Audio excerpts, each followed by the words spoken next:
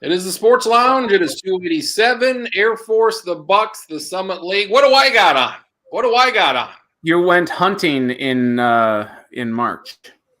Yeah. I think you want us to think it's Clemson. I'm going to go off board and say it's actually Syracuse.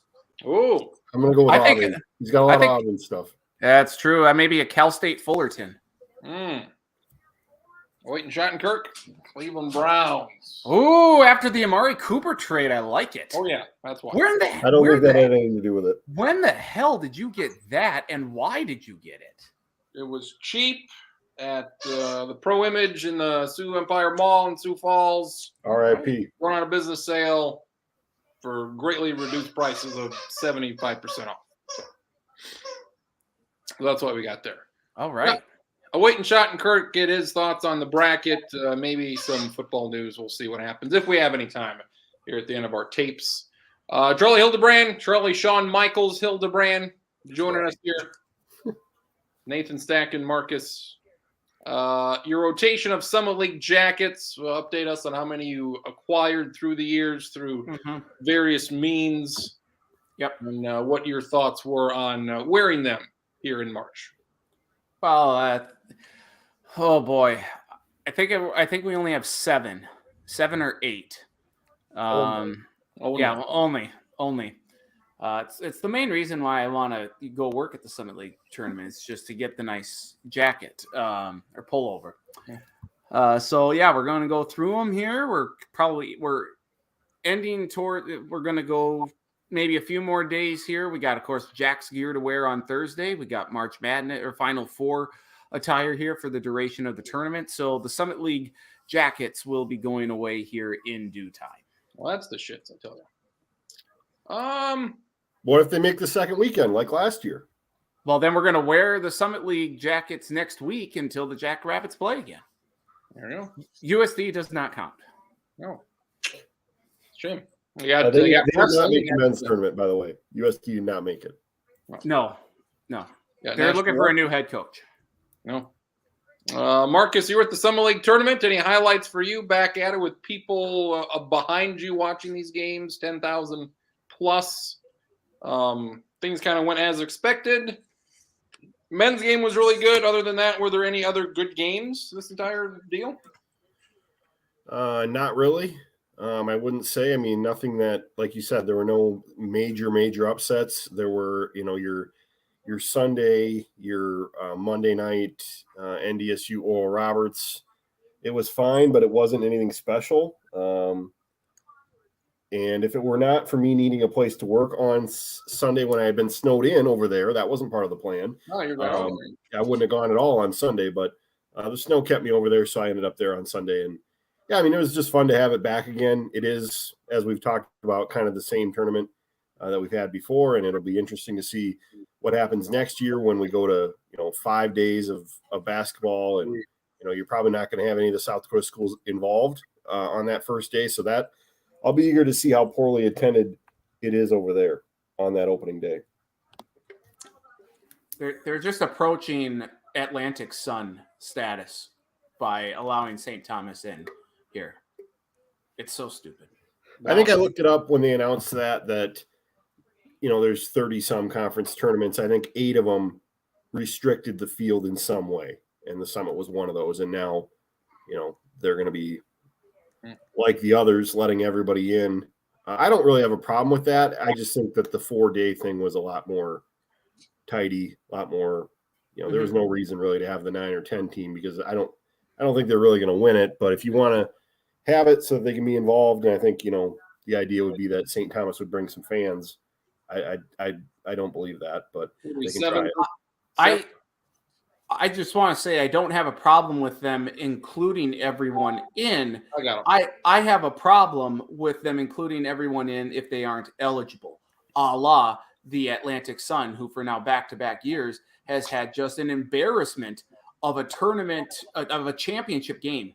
It's a farce. They are a complete laughingstock as far as I'm concerned. Now, we could talk about whether Bellarmine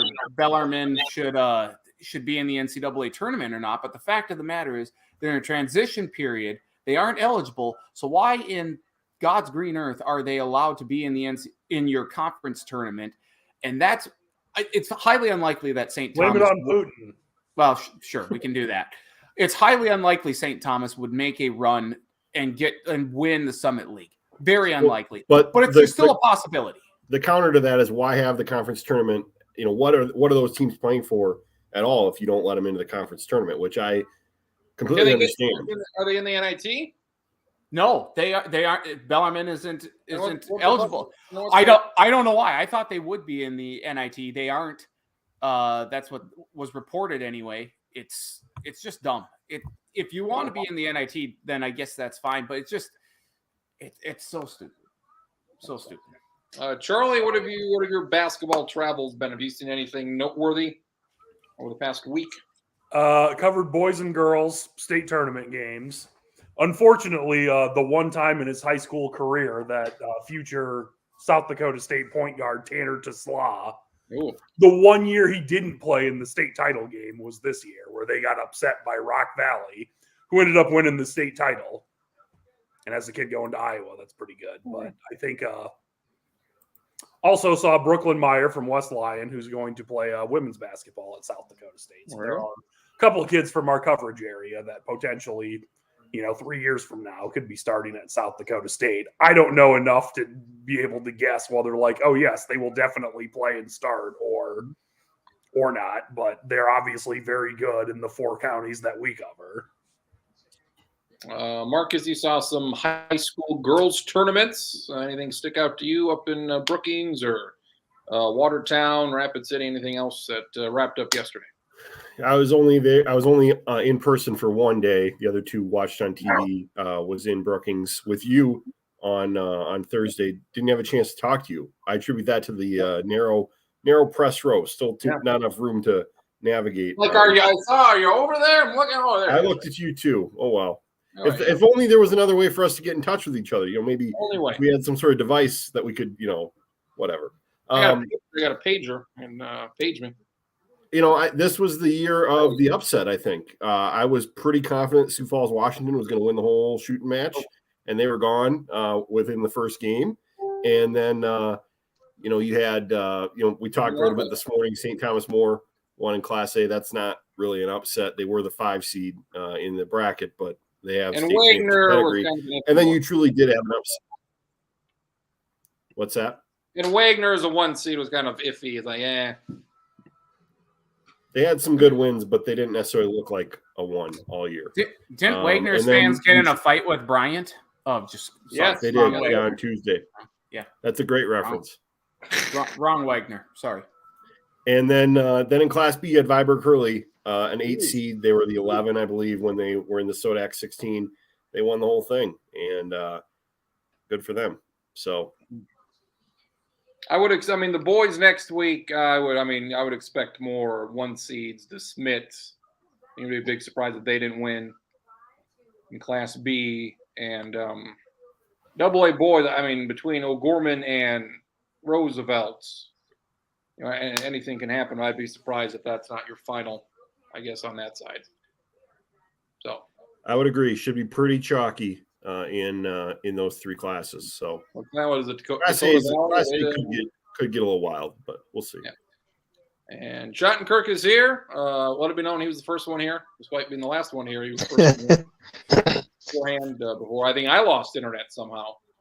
NCAA tournament bracket. What sticks out to you seed wise? Do you have any big issues with who got in, who didn't get in, who your 1-2 seeds are? Anything piss you off here from an hour ago? I think I'm in the camp with everybody else about Tennessee kind of getting royally fucked. Being a 3 seed in the region that they are, I thought they could have had a legit shot at being the highest 2 seed, much less any sort of 2 seed. But to not even be the top 3 is a pretty big disservice. Outside of that, Texas A&M being as far away from being in as they were, I thought was a little bit interesting. But bubble teams are what they are, and evidently this year the committee looked at impressive wins, and they kind of looked past some shitty losses to teams like Rutgers and a few others that got in. But it should be a fun tournament, a real fun tournament. Very exciting. Charlie, what's the first tournament you remember? The first one I remember, I was young enough that I did not understand that, like, oh, you can't like every team. And I remember it was when Duke had the Wojo Tchaikovsky guy. I don't remember his first name. Stop me if you've heard this before, but Duke had a white dude that was really good at shooting three-pointers. Whoa. And this was, I don't know, this was probably like 96 or so, I would say, somewhere in there. And I remember wanting Duke to win a game, and they lost in like the Sweet 16 or the Elite Eight. Again, where have you heard that before? That's the first one I remember. And then as some, lived in a suburb of Sioux City, everyone in that area got much more excited once Kirk Heinrich went to Kansas. And then everyone was like, well, we maybe have another favorite team, but we obviously want Kansas to do well since there's a local kid from there. I feel like mine was 97. North Carolina made it, and I like them. And that was Arizona beat Kentucky that year, I think, in 97. Simon says Gophers. Gophers, that remember Gophers? Gonzaga had a big run, I think. That's the first one I remember for sure, for obvious reasons. I can't believe it took me this long to notice, but I respect Charlie's name on the screen. Charlie, the heartbreak kid. I fucking love it. We've all known it for years. Stack and SDSU gets a 13 seed. I think most of us thought they'd get a 12, but you kind of look at it. They maybe New Mexico State, and maybe have them over them, if anybody. But it looks like Chattanooga was ranked higher than SDSU, was a 13 seed. Yeah, it doesn't make Providence, and that's I can't imagine a better matchup for them.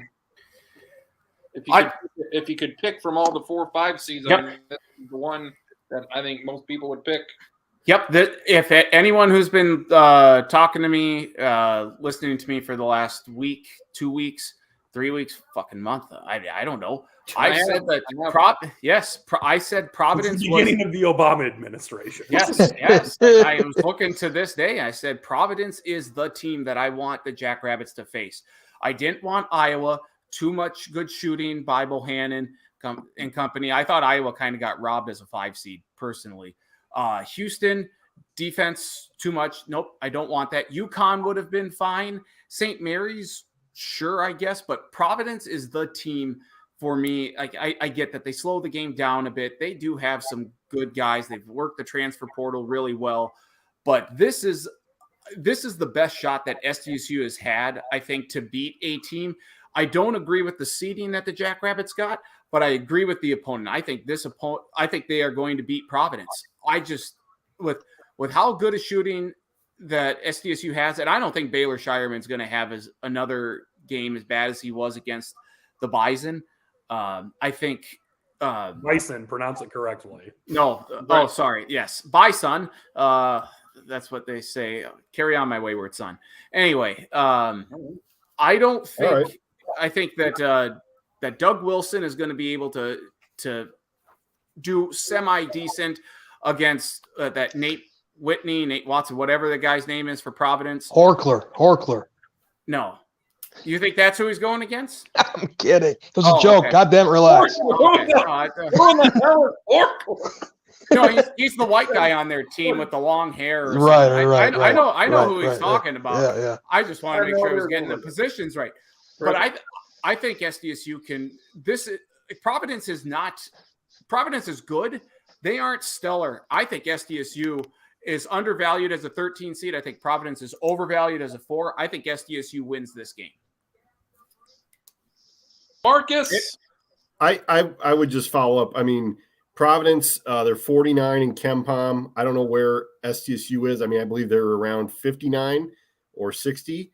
And Providence is the number 1 luckiest team in the country in KenPom's, rating system. So I agree with everything that's been said. I think of the teams you could possibly want to play, I think, St. Mary's, there was a possibility that maybe they would be a 6 and SDSU be an 11. I think that would be, a great situation. It turns out it went the other way. St. Mary's was a 5 and SDSU ended up being a 13. So, I think Providence, I mean, you can say whatever you want about the Big East. That when it came down to playing the really good teams in that conference, Villanova, they lost to them twice.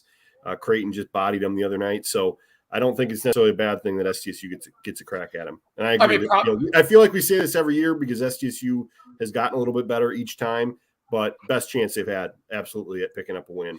Look at the other three. Look at the other 4 seeds though, and tell me if SDSU would have a chance against any of them. Illinois, no, I think Kofi Coburn would just slaughter them inside. I don't like that opportunity, or I wouldn't like that option there. You have UCLA. Sure, that would have been okay, but UCLA can put up a lot of points. I think they're a very good team. So no, thank you. Arkansas, really, really good. So Providence is easily the worst of the 4 seeds, and I don't think it's even close. And if you look at the 5 seeds, I already said Houston, I wouldn't have wanted them. UConn would be okay, but they have a big bastard inside who's really good. So like at Iowa, no thank you, and St. Mary's. That's the high quality breakdown we're looking for. The big bastard inside. Is his last name Snow or is it Sand? No, it's not. But I'm going to call him the big guy inside because I don't want to slaughter his last name. Well, right you now. called him the big bastard, so his family. You brought great. I don't want to disrespect him by saying his last name wrong. I was just saying, out of the 4 or the 5 seeds, you couldn't like this is clearly out of the 8 teams that they could have possibly gotten here as a 12 or a 13. This is easily the best potential matchup. What's your minimum height and weight to be a big bastard? Regardless of your parental. Get back to me on that one. All right, you think about that, Schottenkirk? Well, what he was saying about Providence being the best matchup, I totally agree. And the fact that they're a 13, it's kind of annoying, but the fact that they got the best matchup they could, I'm over it. They probably should have been in 12, but we're splitting hairs at this point. We kind of got the matchup we wanted regardless. So, Charlie, the Jackrabbits don't win these games. Football doesn't win these games. The men don't win these games. They don't win the big games. Everybody likes them. I'll probably pick them. But are you going to be surprised if they don't win because they never have? Someday they will. And some folks think this is the best team they've ever had. Things seem to be lining up for this to happen, but does it finally happen? Do folks finally know what the fuck South Dakota State is? Do they finally know what the hell team name is? No, they don't. I certainly hope that they win, obviously. I agree that it's their best chance. I think it's worth noting that I don't think any of us would be surprised if they lost though either. Mm-hmm. I mean, it's still a plenty good Providence team, but like you said, it's the best chance they've had. I do think they're going to win, and unfortunately, I think that day that they do win, someone's still going to call them San Diego State at least once. Scott Van Pelt's going to have Scott Van Pelt's going to have San Diego State on the graphic against Providence on Thursday night. That's to be fair, it's the Scott Van Pelt show, but I don't think Scott Van Pelt's the one that's like, hey, oh no, he didn't do it. I'm glad though he made that correction right away in the show, 20 minutes later. He knew it. Of all the ones that have ever happened, that has to be one of the most egregious ones. Find the logo, put it into the graphic, upload the graphic. That is not like a slip of the tongue or a mention or a wrong name. That's a graphic in the thing.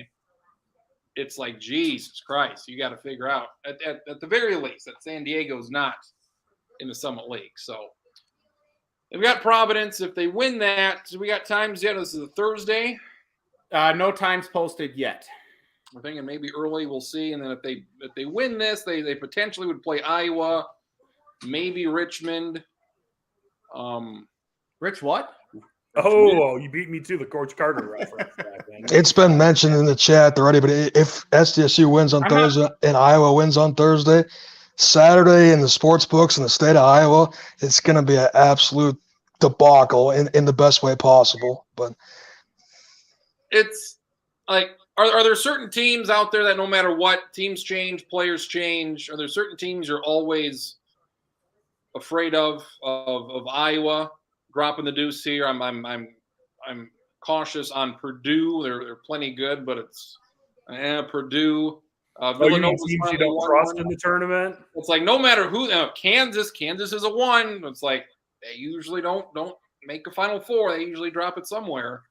Feel like Iowa. People like Iowa. They're on a hell of a run. Seems like Iowa is a team. It's a 12-5, and they can definitely lose. So, are there any teams? Iowa, Purdue, Kansas would be my 3. My three are Purdue and Villanova and Arizona. If I pick them to do well, they go out in the first weekend. If I'm like, no, not this year, upset in round one, then they go to the Final Four.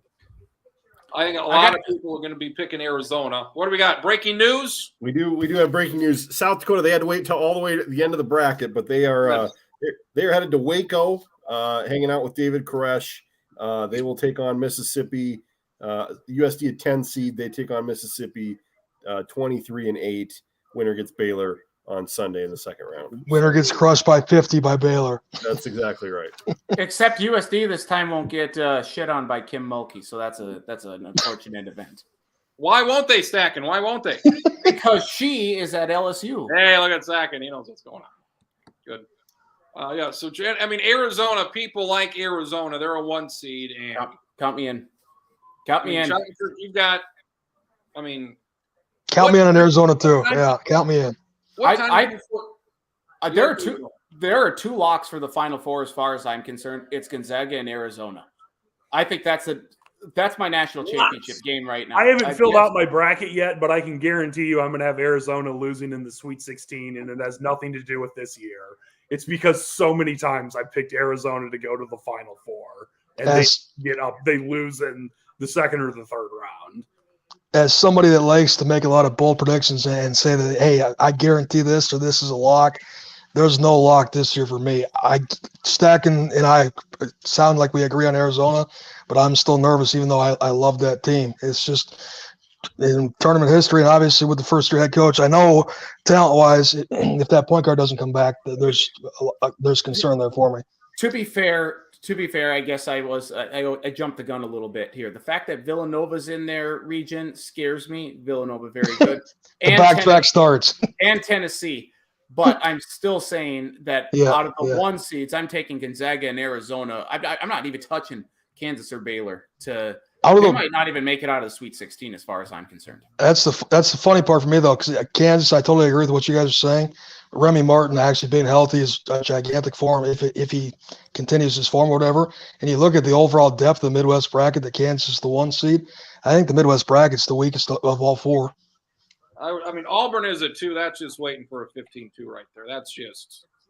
Wisconsin has a 3. I'm not sold on Wisconsin. I know they've had a pretty big year, but they play in Milwaukee, though, don't they? I mean, they do. They couldn't, but I would think that they would be a little less likely playing so close to home to get up. But you never know.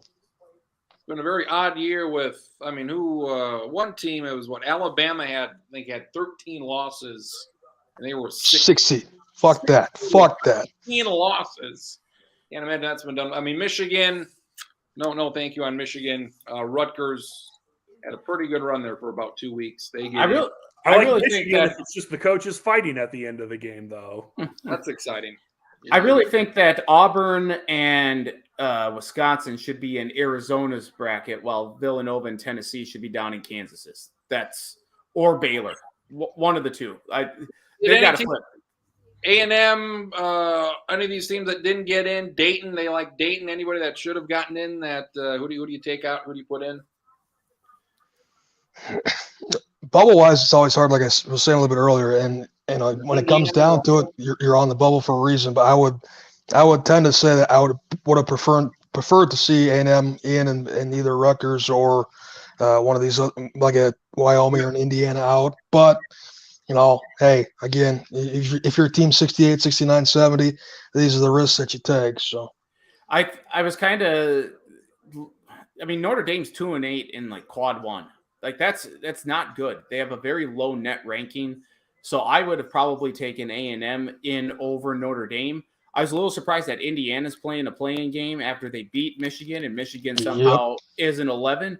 So I would say maybe Michigan should be on a playing game, or maybe should be out instead. Like you put A&M in instead of Michigan. But to me, the biggest takeaway of the net rankings is that they're completely and totally a hot pile of dog shit. They're meaningless. Mm-hmm. You look at the seed wise, you look it just doesn't make any sense to me. Mm-hmm. Yeah, I mean Rutgers, they were 79 in the net. 77 or 79, the highest one ever. Yeah. So whatever that's worth. They had 3 horrible losses in the non-conference. I guess, Right. And I think Dayton had 4 quad 4 losses and was somehow the first team out. Which they beat Kansas, which helps, but yeah. And Vautech, and I'm not saying that that's not good, but that obviously is one of the reasons you why don't need 68 teams. That's the problem. You don't need these you don't need Michigan, and you don't need Indiana. You don't need these. Right. This was a bad year for the bubble, so you were going to get these teams that are not very good, and then one of them is going to go to the Final Four. It's maybe all the more reason, though, to start putting the first or the play-in games as the truly 8 at-large teams versus these 16 seeds. And because they won their conference tournament, so they shouldn't have to go to Dayton first to get in.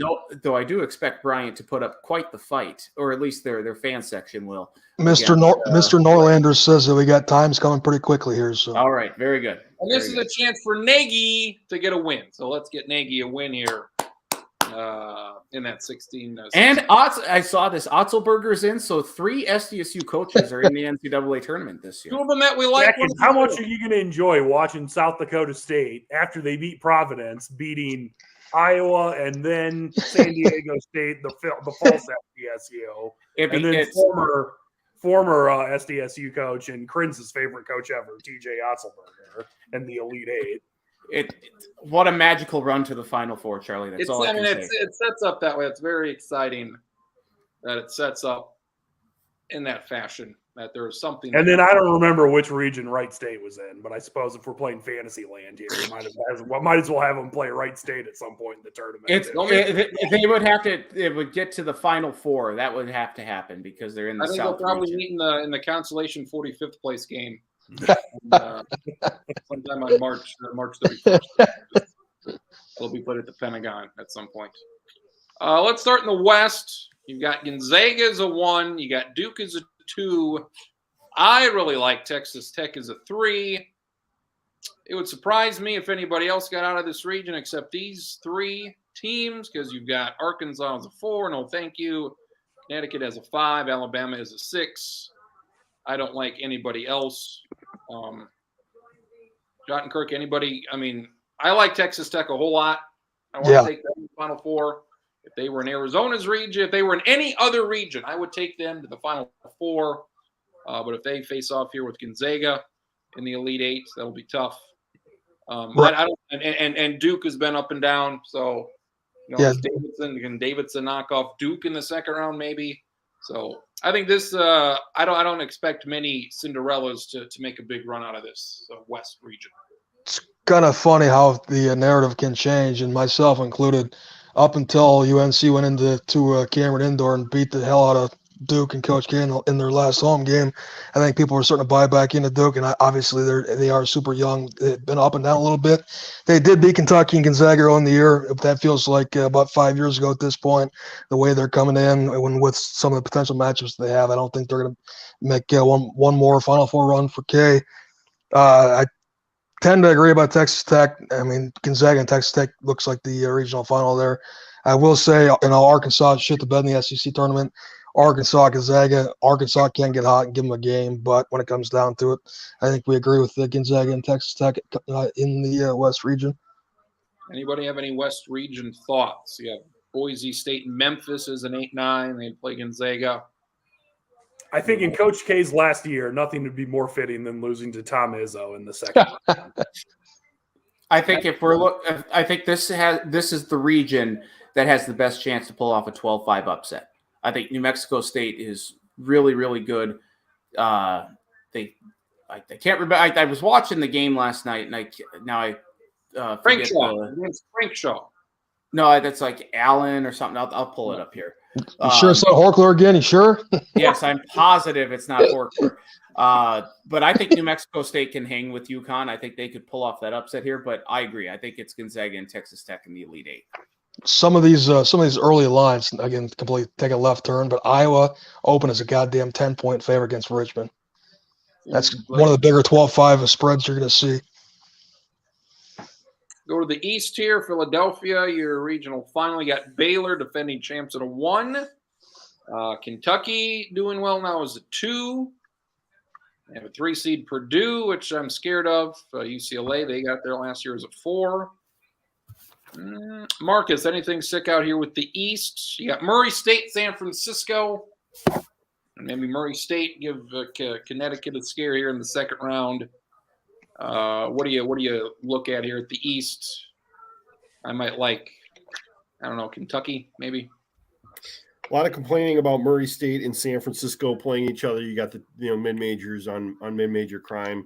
I do kind of hate that as well when it happens. I am one of the people that likes to fill out the bracket as we go, and as you should, yes. I thought, because this was the last region they showed, and right away when I saw Indianapolis pop up, I thought, oh, Purdue's going to be the 2. And that's not what ended up happening. Kentucky was the 2 because I'm an idiot and I had forgotten that Kentucky was to go in this bracket somewhere.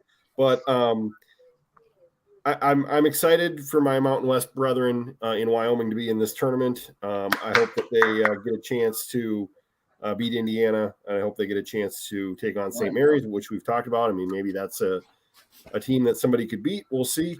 North Carolina Marquette, I feel like we've seen that a time or two in the NCAA tournament, and I think either one of those teams might be capable of knocking off Baylor in the second round. So we'll have to see. We got colored in here. Look at that. There's Wyoming. There, right there. But I agree. I mean, I think Kentucky. You look at the bottom part of that bracket. Yeah, you got Purdue. Other than that, nobody else really scares me. You gotta hope that Texas drew something from being bounced in the Big 12 tournament early, and I don't think that's necessarily going to be the case. We mentioned it in the chat. Since 1985, no team that didn't get to the semifinals or the championship of their conference tournament has won the national title. So you cross off a team like Texas, you cross off a team like Auburn in that case of winning it all. So it's interesting. East region, that looks like a 4-seed UCLA. I think it sets up good for them to at least make a Sweet 16. I think UCLA used up all their good tournament mojo last year. Yeah, that's right. Yes. No, it's just because if Baylor doesn't do anything for me, I know the 1 seed, they're the weakest 1 seed. They've had a couple injuries. I think we're looking smack dab right at a Kentucky UCLA regional final. Charlie, how tough is it because UCLA, they were an 11 seed in the playing game. They make the Final Four. Baylor won it all last year. They're another 1 seed. Is it hard to say, oh, yeah, they did it last year, I'm going to pick them again this year? I think it's easier to pick them again this year, but it's going to be much harder for them to repeat the same success. I mean, I know that's obviously not going that far out on a limb, but it's tough getting lightning in a bottle more than once. And, I mean, I think they could do it. I'd love it to see them beat Baylor. It'd be fun. I'm sure Schottenkirk would too, because I know how much he loves UCLA sports in general. But, I mean, I'd like to see UCLA, make a little bit of a run. I don't think they're getting to the Final Four again, though. That potential Kentucky Purdue game, I think it's Kentucky UCLA in the regional final, but Purdue, I'm gonna go down in a blazing fucking whatever you want to call it, because I still think that Purdue has the pieces. Whoever wins Purdue, Kentucky is going to the Final Four. So if Purdue plays UCLA, they're gonna beat them. If Kentucky plays them, they're gonna beat them. Just my opinion. Why haven't Kentucky's the money in the bank match to figure out who's going to the Final Four? Right. Why, Schottenkirk, why hasn't Purdue been more, I don't know, consistent this year? I mean, they're so bad defensively. You want to talk about big bastard stack, and they got the biggest. They got the biggest.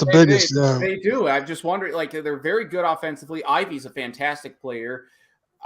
But they struggle on the defensive end. So I agree. I think Purdue is a really good team, but I think Kentucky's slightly better. That's a very good matchup, and I agree. I think that winner of that game advances to the Final Four, but why have they been so relatively inconsistent this year?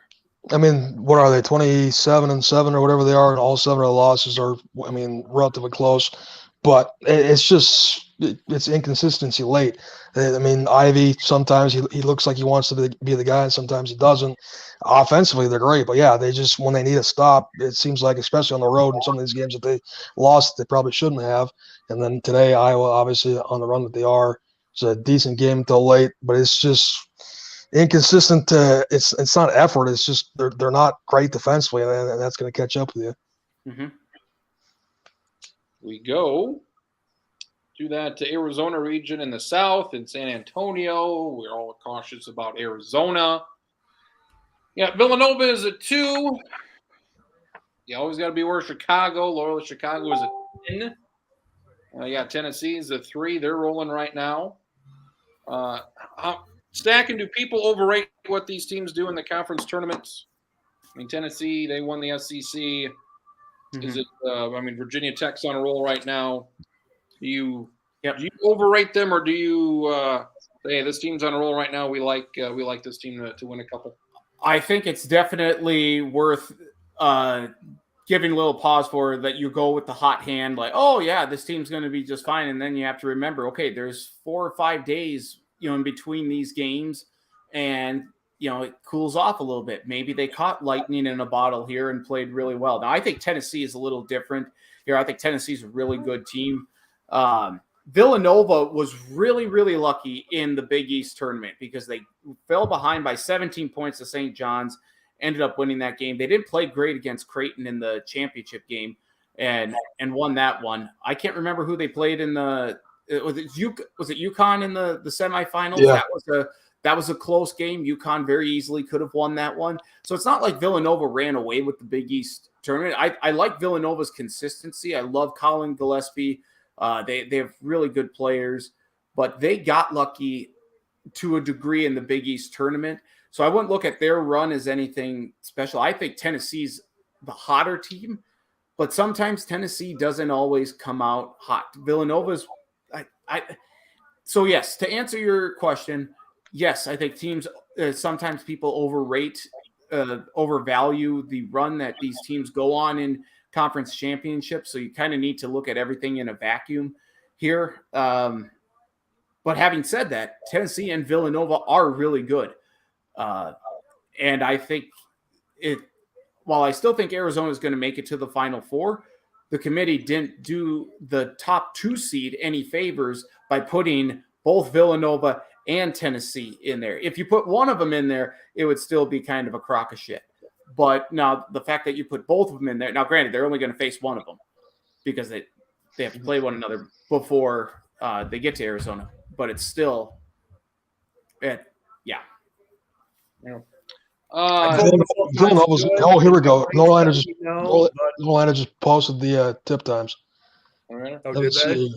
Son of a bitch, open up, please. Open. All right, here we go. Is anybody here, somebody that takes all the 12s over a 5 or takes all the 5s over a 12, knowing that there's going to be 2 12s that are Second game of the day. Called it. SDSU, second game of the day. 11:40. Oh, really? Yep. What time is this? 2:30? 11:40 our time. 11:40 a.m. Oh, 11:40 a.m. Yes. So First, selfishly, I am leaving on vacation on Friday to visit a friend in Montana and my sister in Seattle. And I was hoping that South Dakota State was going to play Friday because it was a friend from college. And it was going to be like, oh, great.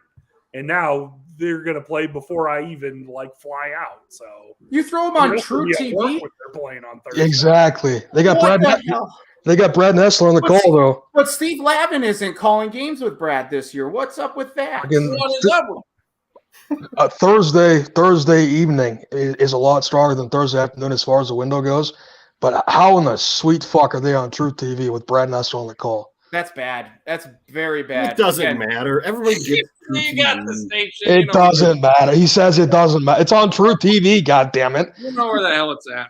We know now this when time you want of to the watch year the that Jackrabbits play and then afterwards watch a reality show and then a court drama, True TV is what you need. Yeah, and Practical Jokers is one week out of the year. This is the one time of the year that we all remember that True TV is in fact a channel.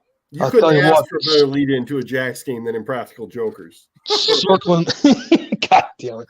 First game of the day on Friday is fucking Royal and Ohio State. Whatever that show's called. I'm seeing if they could put it on another channel, but they can't really put it on. They got, Turner Classic. Put it on VH1. Cartoon Network.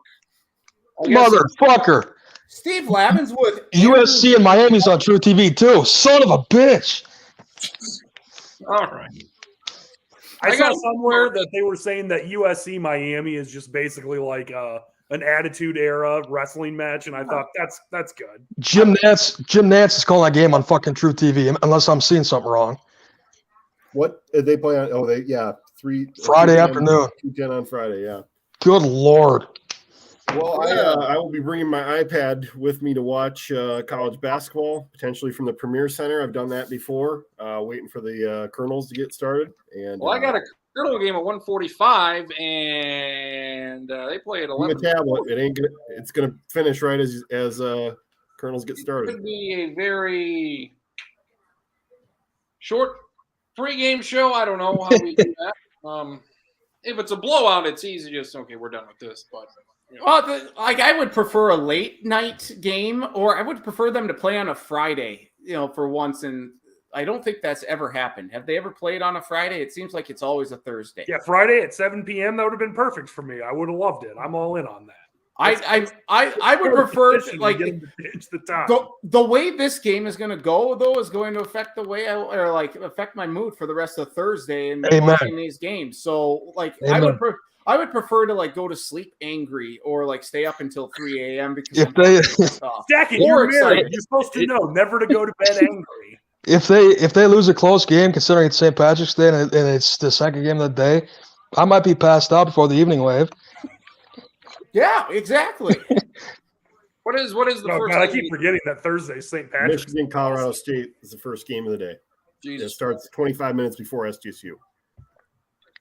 Goodness gracious. At least there's an hour window for people to flip over to True TV and watch it between the Jacks game and the next game. But that's such a disservice. Hey, if Thursday night's the best goddamn. Go ahead, David. No, go for it. If SDSU does pull off the upset, I mean, you're going to be the talk of the tournament right off the bat. True. So that's one thing. Oh, this is the highest. This is the highest seeded upset we've seen so far in this tournament. Yeah, after 2 fucking games. Thanks a lot. Folks, they lose by about one, so that'll be good for them. The Midwest region, you got Kansas. They always come through. You got Auburn, who I liked a month ago. Don't like them anymore. Yeah, the weakest of the region is, I think Schottenkirk said, this, this is, I could see, I mean, take your fucking pick. USC, sure. Wisconsin.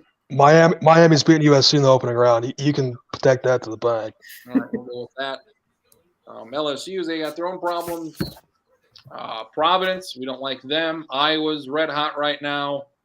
I could see, this seems like the region where there could be, a Miami could make the Elite Eight. Who the hell knows? Could we see it? I was already the trendy Final Four pick. I was just going to ask, Iowa. Oh, Iowa, yeah. Do we see a potential Richmond coming in and beating Iowa, just given how everyone's okay? No. I just wanted to ask because everyone's on Iowa right now. They used up their wad this week. Okay. I don't want to pick anybody. I mean, Kansas, no. I don't want to pick Iowa. I think almost by default I'm picking Kansas, but yeah, I don't really like it. I don't want to pick Auburn. I mean, I don't like any of these because this is the worst of the regions. Yeah, I'm not taking Wisconsin, even though they got the loss out of their way this weekend. That makes them dangerous in the NCAA. I mean, Wisconsin. This sets up well for them. I mean, 1,000,000%. You talk about a dream with LSU and Iowa State's problems. I mean, if they don't win 2 games opening weekend, something drastically went wrong there. They don't have to travel further than 2 hours the first 2 weekends if they win all their games. Right. They play in Milwaukee and then in Chicago. Right. So this is oddly appropriate that it's the Midwest region, considering 6 of the teams are smack dab in the middle of the Midwest Comfort Zone. Very exciting. That's quite the take about Jacksonville State, that you would think they're in the Midwest. I would like to point out that this is also a time to point out that True TV is a channel. Jacksonville State, not in Florida. It's in Alabama. For That's those right. that It's might be an Alabama Bowl. Yeah, it's for those who might be geographically challenged. Well, hey, look at this. Friday, I'm just all the nuggets with the announcers, even though Trax says it doesn't matter. It does matter. It does matter. Friday in the same time slot that the SDSU has on Thursday, Jacksonville State, Auburn, fucking Nance on that call on True TV too. What the fuck? Well, what's the deal? He's on Thursday and Friday. Yeah, he's in Greenville. No, it's He's not on Thursday. He's on just Friday. They're doing regular schedules this year. Oh, my bad. We got Brad Nessler calling. Okay. God.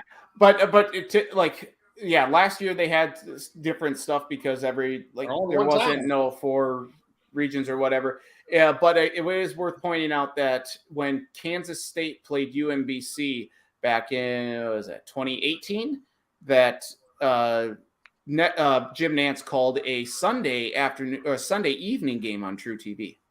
Wow. Let the record show. There's a nugget. Early indications. What's your Final Four here? 2 hours after. I'm going Gonzaga, Kentucky, Arizona, Kansas. I'm out of chalk. I'm going to go Gonzaga, Purdue. He takes the trains after all. Wow. Purdue, Tennessee, and Kansas. Oh, wow. So 2 1s and 2 3s. Yeah. Well, Schottenkirk famously killed by the floater in Des Moines. Oh, the floater! I had to take Purdue. What was the game? Do we know what the game was? Oh man, it was Purdue against somebody. It was I don't remember who they. I thought it was Kansas against somebody. Wait a sec. When was this here? I got the official. You gotta find that video. We gotta find that. I don't have video. I just have the bracket. What year was this? 2019. 19. Yeah, we were in Des Moines. This is the year. This is the year of the Final Four. Yes. Okay. Second round? Second round game? Okay. Yeah, I believe it was a second round game. We have Michigan, Montana, Nevada, Florida. Nope, that wasn't it. We were at those games. Yeah, we were at those. Yeah. No, like what game are you talking about? We're talking about Purdue against somebody. Purdue was not in there at all. You had Louisville, Minnesota. You had Michigan State, Bradley. No. Who did Purdue play in the tournament? We're not talking about Des Moines. I thought you were talking about seeing it in. Okay, Purdue played Old Dominion. And that wasn't it. It was a second round game. Villanova. Yeah. Well, regardless, yeah. I knew it was somebody that started with a V. It was the floater. The floater. Oh my God! I might have to post that just for old time's sake this week. What did you have in over on that? It was the first half over. The first half over, I believe. That's a bad beat right there, Schottenkirk. And we needed that. Well, that's exciting. Charlie's there. Oh boy, I really like. I was just thinking about this. If SDSU would have been the number 1 seed, they could have had their pick of any regional or any pod that they were going to go to. I suppose they would have gotten sent to Milwaukee. There's not really any that are that close. No. It'd be the first time in history that the number 1 seed. Yeah, fuck it, let's go to Milwaukee. I mean, where else would you send them? Yeah, well, that's a good point. Send them all the way to Fort Worth. Yeah, he's in Milwaukee. Yeah, play at Dick's. At Dickey's there. At Dickey's Arena. People know where we're at. We're on. I think we're on an unbelievable run here of very high seeded teams making the Final Four. Last year, Rolla made it a few years ago. They were an 8 or a 7, right? I'm going through this here, and there's been at least a 7 seed or worse for about 6-7 years here. Okay. UCLA made it last year as an 11 out of the play-in game. Year we went, Auburn was the 5 seed, which is the best of the seeds. Loyola Chicago was an 11. South Carolina was a 7. The Qs were a 10. Michigan State was a 7. One year we got UConn and Kentucky in the national title game, 7 versus 8.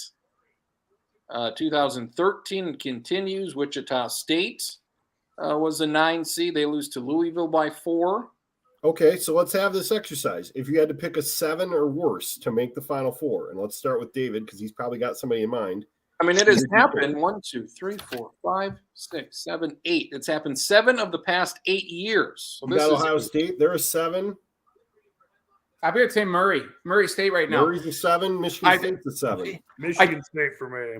What gives me pause with Kentucky is if you remember last year, Illinois played Loyola Chicago in the second round, and I think a lot of people thought Illinois could advance to the Final Four, but they had to get by that in-state rival Loyola Chicago. Well, now for Kentucky, you have to get by. It's not a rivalry necessarily, but it's still an in-state opponent who's playing really good basketball right now. I mean, Murray State's 30-2. So Kentucky didn't get any real, didn't get done any favors with their potential second round matchup. So if I'm looking at a 7 or a 7 or lower seed to advance, I'm taking Murray State. Murray State to the Final Four. I'm going to go back to the well just by looking at obviously history plus the where their bracket sets up a little bit. I'm going to take Loyola. Why not? Do it again. I'm taking Loyola. I think they'll beat Ohio State. I think they can beat Villanova. And after that, maybe Tennessee. And then I don't expect Arizona to get that far. Yep. So I would take Chicago as well. You could take the Augsburger. They're an 11. That's the sports. Circling back to Stack and Stack and Murray State, the night just came to me, but Murray State's really good, really good. Obviously 30-2, like you said. Kentucky, yeah. Who the hell is going to guard Kentucky's big bastard for Murray State? That's my question. He might have 30. He might have 30 and 20. Yeah, he might have 30 and 20 in that game. I like Gonzaga, I like Kentucky. I like Chicago. Chicago State. Chicago State. R.I.P. to them. Where are they going next year? They're not going to the WAC. They're not staying in the WAC. Take it out back and put down. Midwest, I don't know. Kansas, Iowa. I don't like anybody in the bottom half. Wisconsin. I have no idea. Creighton. You're a 9. Yeah, fuck that. I don't know. I just, almost by default, if the trendy 5 seed in that region in the Midwest was anybody other than Iowa, I'd probably pick them. But since it's Iowa, I think by default I have to stick with Kansas. I think I'm gonna go Wisconsin. Fuck that! Get out of here! God damn it! A 3, a 10, a 1, and a 2. You can't pick them. I don't want Davidson. You can't. Charlie, you got any Final Four early? I'm going to preface this with I realize I'm making a mistake doing something I said I didn't want to do earlier. Uh-oh. We're literally doing what we chewed out Seth Davis for earlier, making dumb picks. I'm going to go with I'm going Gonzaga. I'm going Michigan State. I'm going. I don't think you can do that. Michigan State's in the same bracket or same region. Pick 4 teams from the same region. Right. I saw Murray State and somehow saw MSU and got that wrong. No. That's my fault. I apologize. I'm going Michigan State still against all logic.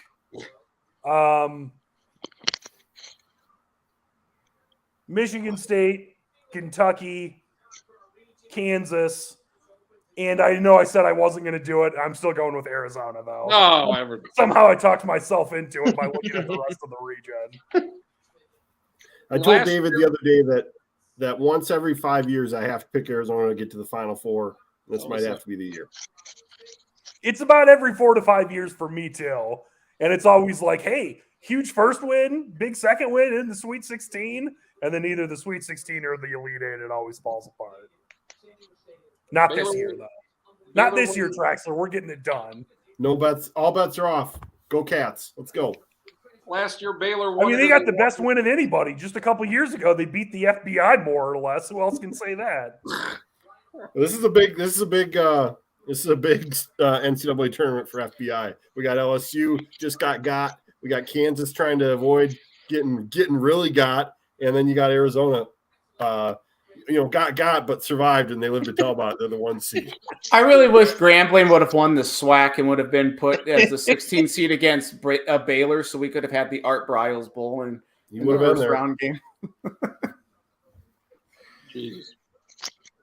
So we got it. We got the tournament. Can I offer my final four? No. we got to wrap it up. We're Yes, running we can. short on film. All right. We got hard out here. Gonzaga, Kentucky, Arizona, and reluctantly, I got Iowa against Auburn in the Elite Eight. I am going to take Iowa. Who's your champion? You know this means Auburn's going to get there. Nobody picked them. I know. That's why I say that. Well, yeah. Yep. I'll take Gonzaga over Arizona. That's the best storyline as far as an actual title matchup, other than, I hate to say it, other than fucking Coach K against Kentucky or some random shit. But Gonzaga Arizona is the matchup that would make the college basketball guys the hardest. Get to CBS Sports Network right now. South Dakota State versus Providence is being talked about. If we want to go like CBS's dream, like wet dream, bluest of blue bloods, if it was Coach K against Kansas, I would imagine they would be like, yes, sign us up 1,000,000 times in a row for that. Coach K against anybody, Kentucky, Kansas, you name it. Good news. This year, the championship game and the Final Four, I believe, are on TBS. So there you go. Yeah. Good news for everybody. That was a good part of the pandemic. Took a Final Four away from TBS. Tournaments. They start officially Thursday is when it really gets started. And CBS Sports Network just showed 2 highlights of SDSU's championship game against NDSU because that's all they had. Yeah, I don't expect them to be digging through the Midco file and finding their game against Western Illinois. Give them some time. By Monday, they'll be all in. Ed Cooley, friend of the program here, favorite coach of ours, did not know much about South Dakota State when he was. What do you know about them, Coach? I don't know. I know they're good, but I don't know about them. They shoot. I know they're real good. I've never heard of them. No, I guarantee I'll know about them in 7 hours. I hope he puts in film of San Diego State, and once they get done, holy shit, use the star filter somehow. Yeah, well, once they get to Buffalo, they're like, "This is not the team wearing black and red." We thought this was going to be a slugfest, like 40 to 30 games. These guys all have nice cans. This is probably too far, but he's going to run out there on Thursday. Holy shit, they're a lot more white than I thought. Yeah, absolutely. They put in USD State and like this. I thought they were going to have a flight legs or whatever. Never mind. Whatever. I thought. Never mind. What I was going to say. It was a bad joke. Didn't land the plane on that one like San Diego State in Buffalo. So there you go. You couldn't do what Sullenberger did in New York City. You're right. Wow. No. What if SDSU gets COVID and has to forfeit? NDSU, come on down.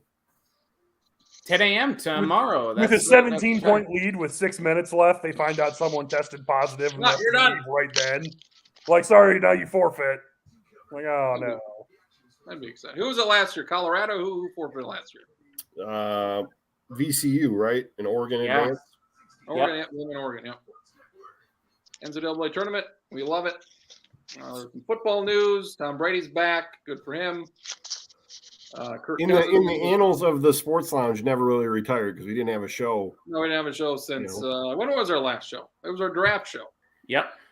Hey, Stack, I got a proposition. Okay. Third time this player's name's going to come up just because. But if Nate, no shit, it's Noah. I thought it was Nate. If Noah Harkler, the big fucker for Providence, he's 6'8", 220, right? Yeah, I thought you were talking about his kid. Yeah, I thought so too. I really did. Also thought that. If Mr. Noah Harkler does anything that benefits the Jacks late in the game, me and you have to get fucking lunch sometime soon because you live 5 miles from me and we still haven't done it. Yep. Right. That's what it takes for you guys to get together? Wait. So guy from Providence? Yep, so that's what it's going to take.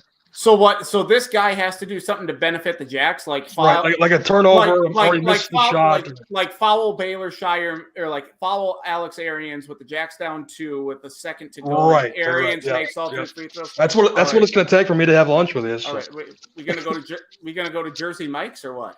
Well, that's up to you. But Texas Roadhouse, that's where it's at. Go to his house right now. Go over there. Alex Arian's Nation, not a good nickname for him. If you look at it that way, no, not good.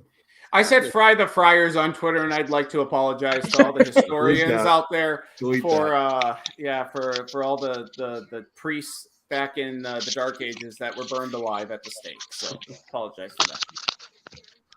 Tom Brady's back. Kirk Cousins is going to be with the Vikings for another year. We can't get rid of him. Another year, Kirk Cousins. He could still get traded to the Colts. You don't know that.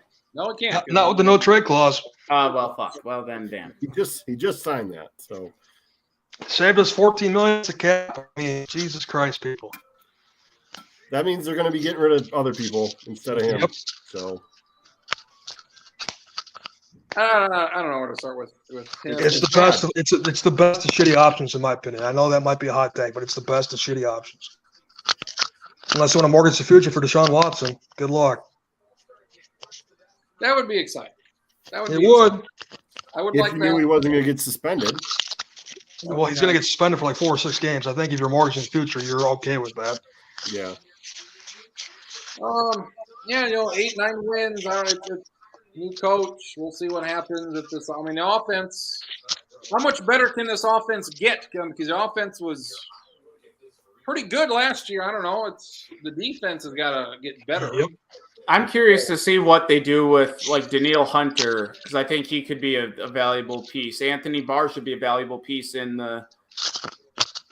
I'm waving goodbye to Hunter. He's gone. I think he's gone. I'm just wondering because they say they've had good discussions with him, but then you hear, he's viable for a trade. Eric Hendricks could be the guy who's going to be traded out of that. Because I think Danielle Hunter and Anthony Barr would be better served in the 3-4 defense. Like if you're looking at their personnel right now, I think they could do okay in the 3-4 versus say Eric Hendricks. Maybe that's why you would maybe draft into Kobe Dean at 12, or if you trade back a little bit.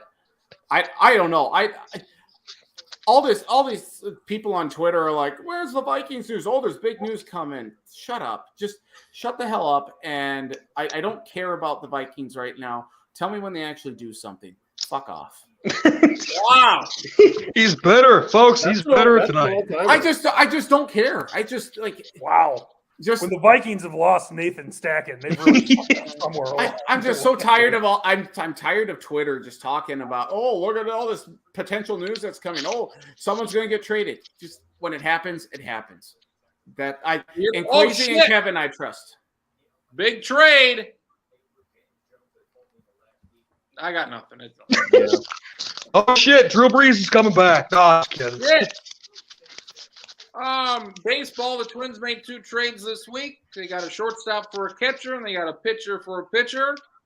Schottenkirk, the pitcher seems to be good. He's Sonny Gray. He's been good for a long time. They need at least one more guy. So this is, by Twin standards, a very big trade they did this afternoon. Oh yeah, by their standards, it's huge. And he's proven he's been around for a number of years. 32 years old. The contract's very manageable for what the starting pitcher's rate is going for anybody that's decent. Obviously, they gave up their first-round pick from last year that does have a gigantic upside. But we've seen in baseball, not with just the Twins, but around the league, that sometimes upside is just that, and you never actually realize it. I was a big fan of that move. It made up for what I thought was a pretty blah move. I mean, I guess it does make sense if they think they had other pieces besides Garver behind the plate, but I wasn't a fan of that one, so it kind of made up for it. And we'll see what else they do because, like you said, they need a lot more. Here's my idea. I like this trade. They traded their first-round pick. People seem to like him. He's a high school pitcher who throws hard. Charlie, my idea is to trade your first round. You got to wait to the next offseason draft in June or whenever. I would always, if I'm a baseball team, if I'm the Twins, unless you get a Buxton or Joe Mauer, I would always trade my first-round pick the very next year. You get a Sonny Gray who's a former All-Star. I would trade my first-round pick goddamn near every year. For proven. You would rather have one in the hand versus 2 in the bush, or however that thing goes? Yes, because I look at the list of Twins first-round picks, and they're not good. Some of them pan out, but so many don't, and they end up getting traded anyways. I mean, I'm obviously not a baseball general manager, but it makes sense to me. I mean, go back to Joe Mauer. You want to keep him. You pick number 1 overall, you keep that guy. Since then, Denard Span. Could we have lived without Denard Span? 5 player. Yes. He's one of the better ones of the bunch. Matt Moses, never made the majors, I don't believe. Trevor Plouffe, good player. Glenn Perkins, good closer. And then it gets really fucking tough. Kyle Waldrop, Matt Fox, Jay Rainville, Matt Garza, Hank Sanchez. Who the fuck is Hank Sanchez? Chris Parmalee didn't do much. Ben Revere, little guy. Aaron Hicks, my favorite.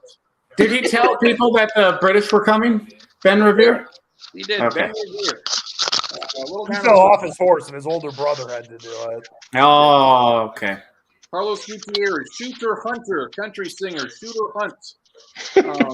Kyle Gibson, not bad.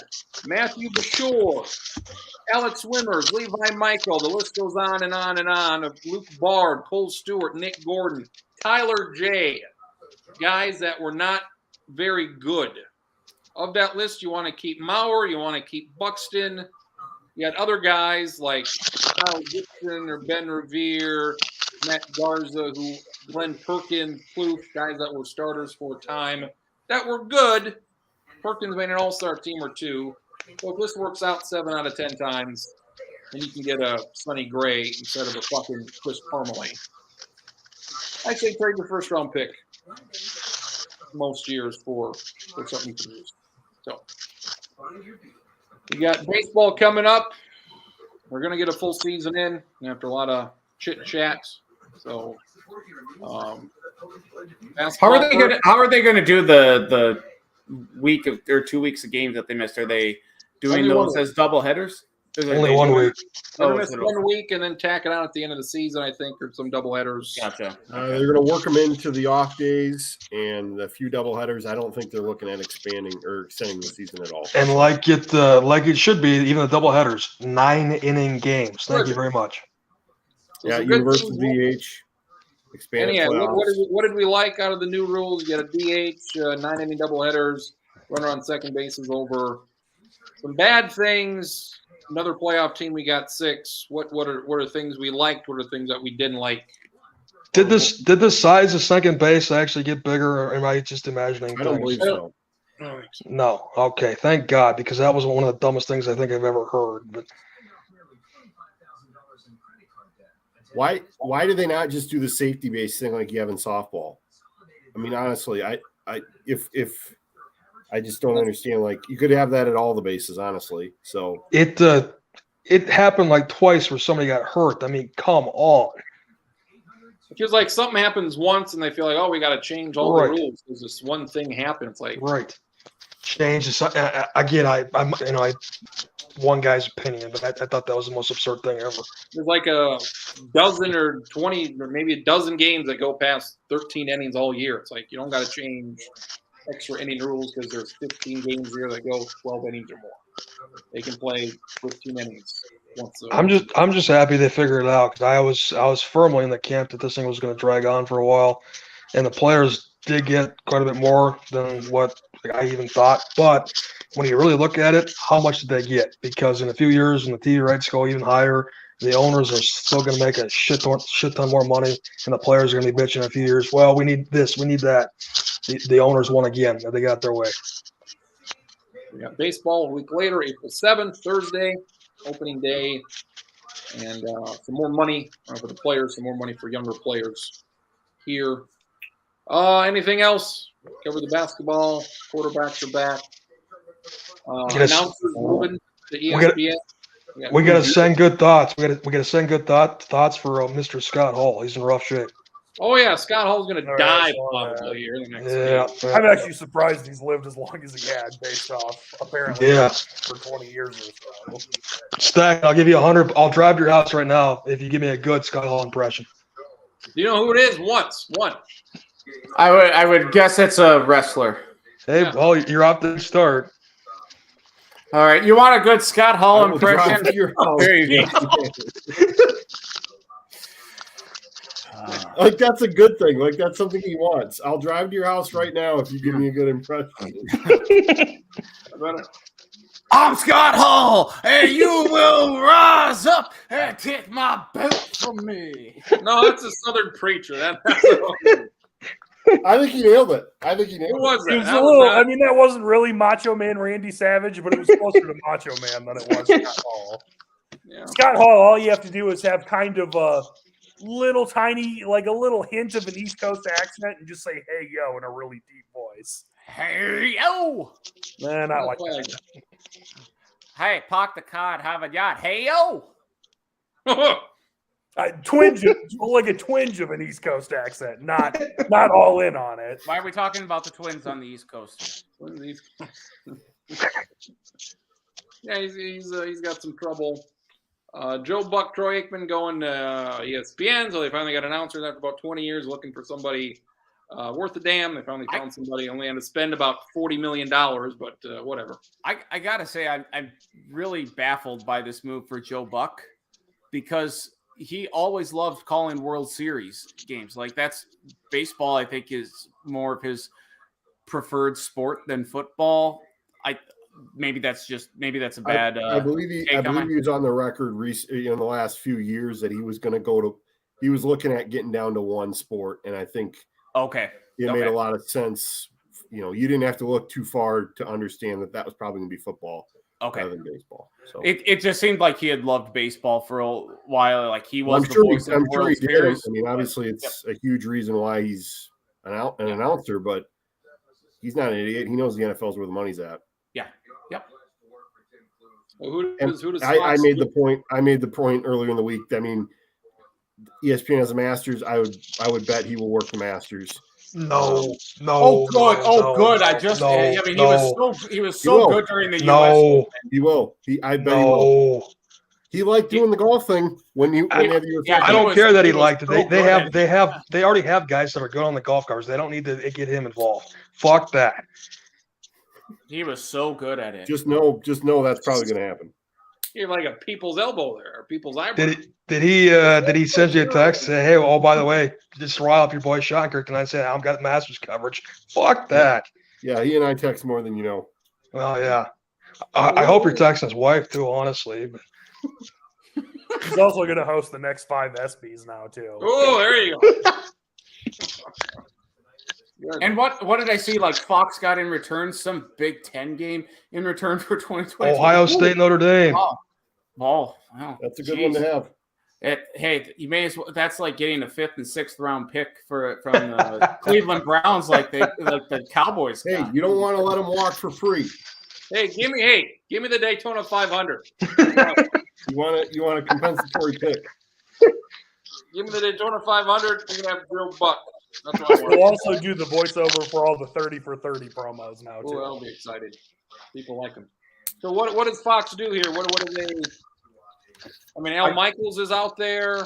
I gotta think Kevin Burkhardt's going to be the new play-by-play guy, their lead play-by-play guy for him. I wouldn't rule out Al Michaels here. 2 Super Bowls out of the next 3 years, and he could pass Pat Summerall for the most all time. And he only has 3 more years, so I wouldn't rule that out.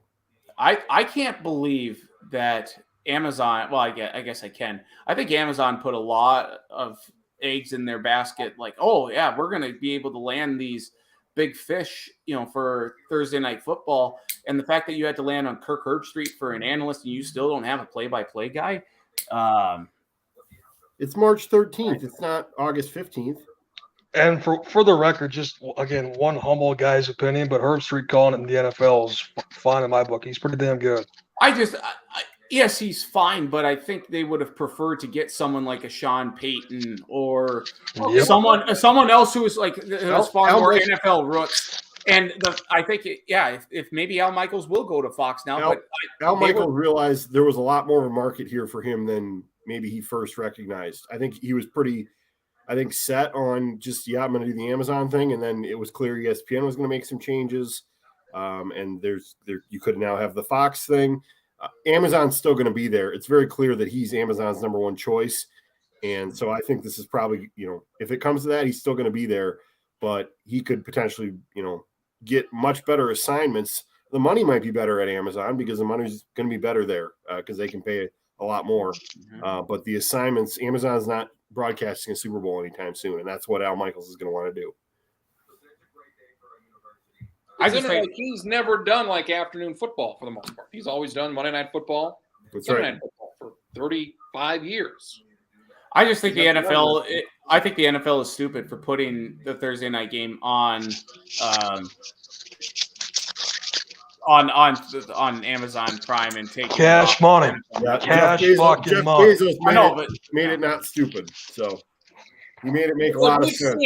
We've seen a lot of these companies go to smaller outlets for fewer viewers, UFC to ESPN Plus, and it's all about the money. You get more money now when not as many people are watching. Amazon was talking about fucking trying to pay Sean McVay $20 million a year. So the NFL's making, if they can afford to try to get him, there's money there somewhere. But I don't know. I'm sure there are people out there that are going to buy Amazon Prime Video to watch these games. I don't think anybody here is among them. I don't know. I would guess probably not. I'm pretty sure their slate of games will not be any better than the Thursday night games that Fox or NBC's had recently. ESPN was paying to get better Monday night games, so that would seemingly take stuff off the table for Amazon. I will be seeking out one Amazon game a year, and that's when the Vikings are playing, and that's it. And I will go to a sports bar, or I will. Chances are I'm not paying for the package. That chances are though they'll have the local television station in the market. They will be doing that, so. but I live in South Dakota, so that doesn't do me any good. Well, I'm just saying. No, I'm saying South Dakota might. They might. In Minneapolis, it'll be on a local station. Yep. I mean, Sean Payton, he's going to be the Cowboys coach. It's already a done deal. I guarantee you. 2023, he's the Cowboys coach. That makes a lot of sense. I would agree with that. If Jerry Jones is still owning the team after all the shit he's going through right now. I don't. Wait, so cheerleaders? No one gives a shit about that. Well, and you know, I care, but the NFL doesn't. Illegitimately, Stack cares about the cheerleaders. No, I'm just saying, like the NFL is just turning a blind eye to this. They would rather.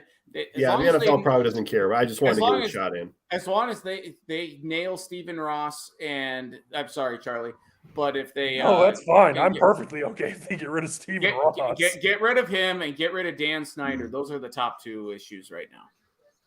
Prince, you said that the draft was the last time we did a sports lounge show like this. Did we think there'd be as many cheerleaders and Urban Meyer and Barface at that point in time? No, Stacken didn't like it. He didn't like Urban Meyer going to Jacksonville, and that was a bad. I'll take that as a one check mark and a victory, a rare victory for me. Well, I'm pretty sure a lot of people saw that coming, but we'll still give it to you begrudgingly. Thank you. Bad run for Urb. Really bad run for him. Sean Payton doesn't do anything for me as a broadcaster. Sean McVay, yes, he knows all these plays. He goes back to week 5 of 2017 and tells you what the fuck they ran on a 2nd and 12. So I don't know if that can be useful. I would like him more than Sean Payton. Troy Aikman making like $1 million a game. Good if he can get it, I guess. Making more as an announcer than he did as a player. And I mean, Steve Levy, Brian Grace just was not fucking it. No, you can't. You got to do better than that.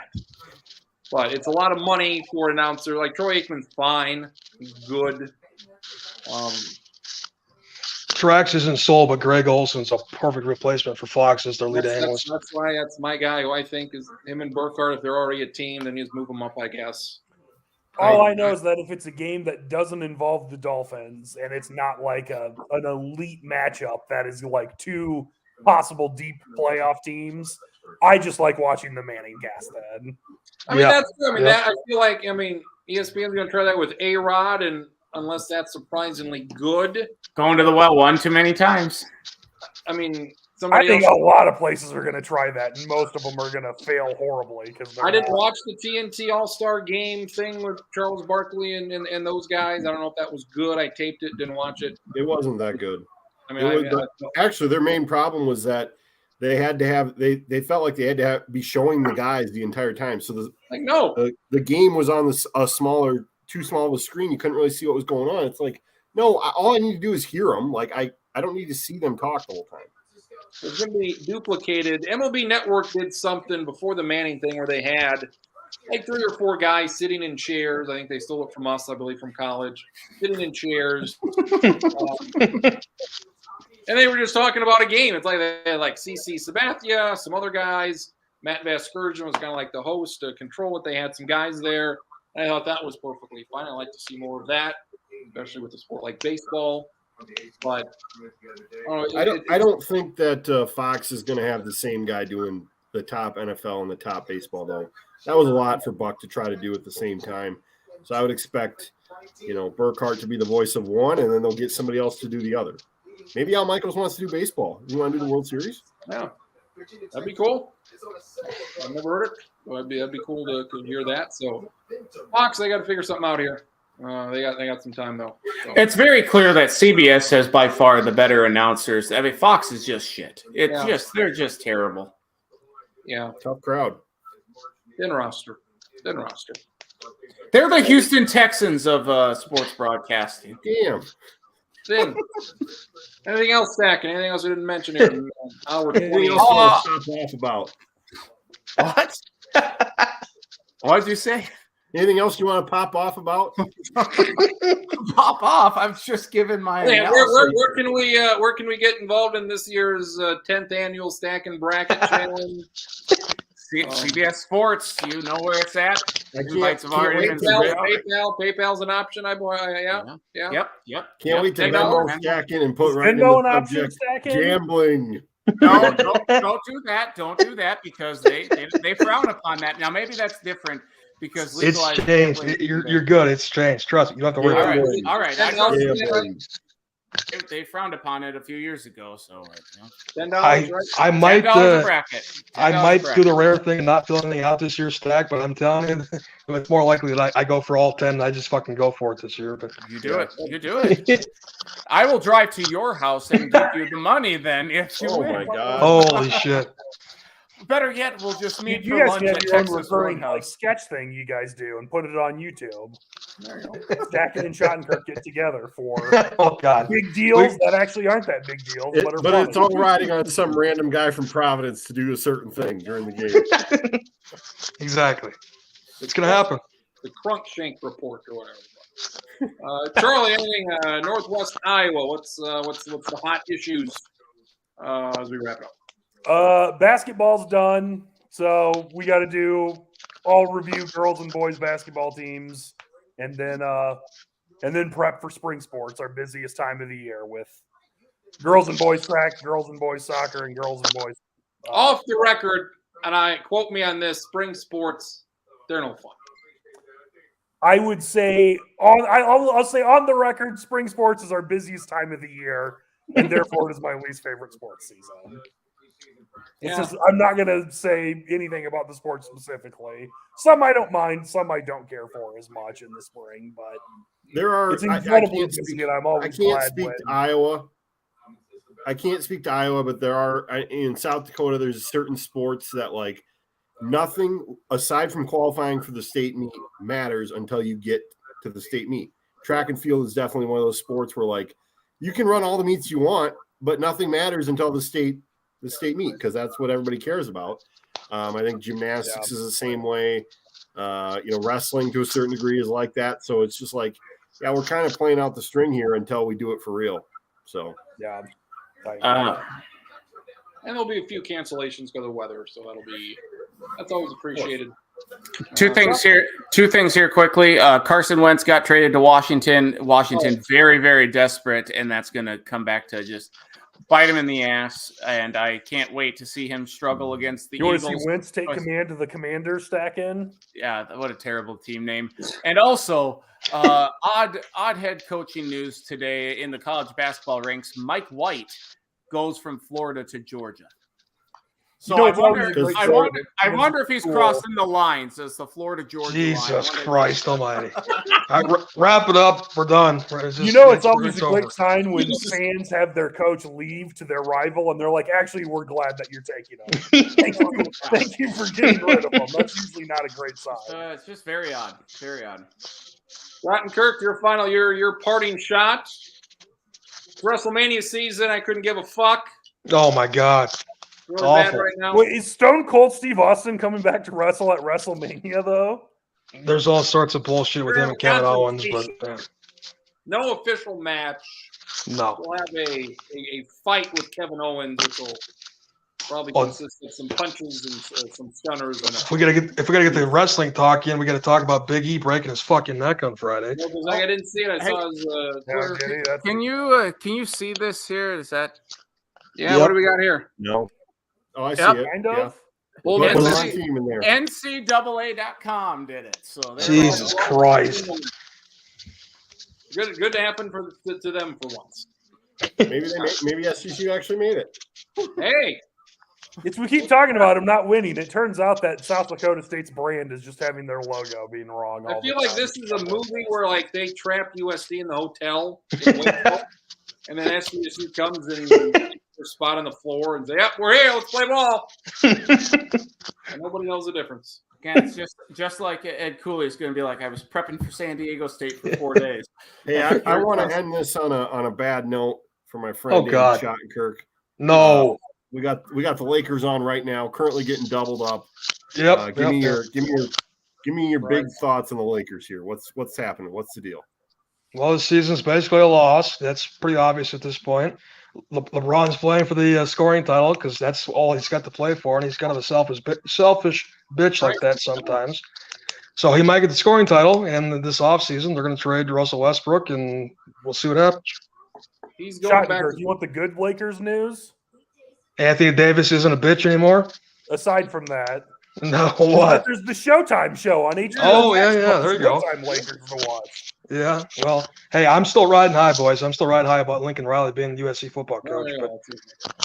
Did you hear he's got a 7-bed or 12 bed? Yes, house? yes. 17 point whatever $1 million, and it's fucking gigantic, and it's the same neighborhood that the last couple coaches have lived in too. So we'll see if he does any better. Put some of those bedrooms up on Airbnb. Make a little extra money. Now you talk about somebody that did it right. He's got a couple kids with a bombshell of a wife too. So if he wins it all, he's already towards the top of my list. If he wins it all, me and him, we're brothers. There you go. Yeah, you guys look just like each other. Fuck you. One show, 287. I'm sure we'll be back at some point. We got a draft. Was it a month away? Fucking NFL draft. Either. Yep. April 29th. April 29th, Vegas, baby. We'll do something with that. Charlie Hildebrand. The what I want to call it, super kick to the mouth. Bam. Right to a Buck's mouth. Go Bucks. Stack attack. Schottenkirk, Marcus. That's me. Browns. Go Browns. We'll see. Let's see. Probably in a month. Next month. Enjoy the basketball. Sports Lounge. We'll see ya 2:07. tomorrow.